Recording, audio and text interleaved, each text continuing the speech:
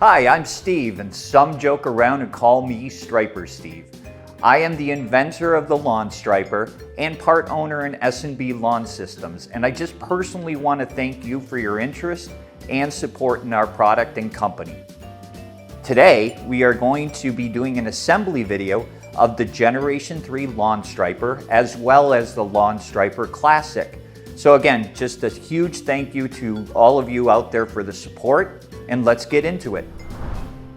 The first step is to locate the master clamps and inserts. Seat the inserts into the master clamps for your specific mower type. Next, place the master clamps, with inserts properly installed, onto the lower third of the mower handlebar with the clamps facing outward. Note, there is an up marker on the outer clamps to aid in assembly placement. Place the smallest screw through the top hole and connect the lock nut to the other side. Slightly tighten the screw so that you can level the master clamps later with its partner on the other side. Do not fully tighten at this point. Next, place the medium screw into the bottom hole and attach a lock nut.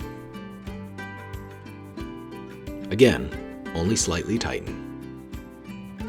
Repeat the previous steps for the assembly of the opposite side master clamp. Again, slightly tighten the screws with lock nuts.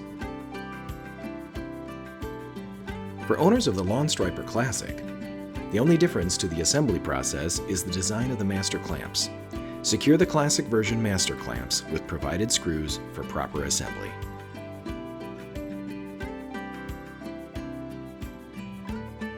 Locate the tube assembly parts, including 2 corner tubes, a center hook tube, and 2 vertical bars.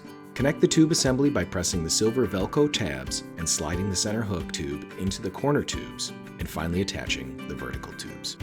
Do not engage the Velcro tabs into the tube holes at this point. Locking in the Velcro tabs will occur in the next step once you've adjusted the tube assembly to match your mower width and height. Adjust the height and width of the tube assembly for a snug fit and vertical clearance of 2 to 4 inches. Press the Velcro tabs to slide the tubes together or apart and ensure the assembly is locked into position when finished. Locate the angle adjuster and place it over the vertical tube assembly bar. Insert the longest screw into the hole and attach the master clamp on one side. Secure in place by slightly tightening with a lock nut. Repeat the previous step by inserting the longest screw into the other angle adjuster, then attaching to the master clamp and slightly tightening with a lock nut. Now you need to level the master clamps so that they're even with each other and the tube assembly will hang level. The use of a level is optional, but can be useful for alignment. Tighten master clamp screws when they're even. Time to make any final adjustments to master clamps and tube assembly. Check that the depth of the tube assembly is 2 to 4 inches off the ground, while still allowing for access to your bagging system if applicable.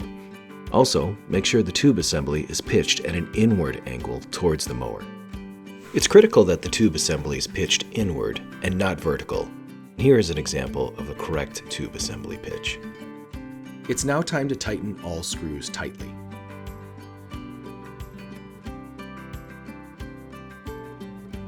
One of the benefits of the Lawn Stryper is when properly set up, you can use it with or without most bagging systems. Time to fill the striper with sand. Locate and install one of 2 red plugs included with the system. Turn the striper over and utilize a funnel to fill the striper with dry, clean sand.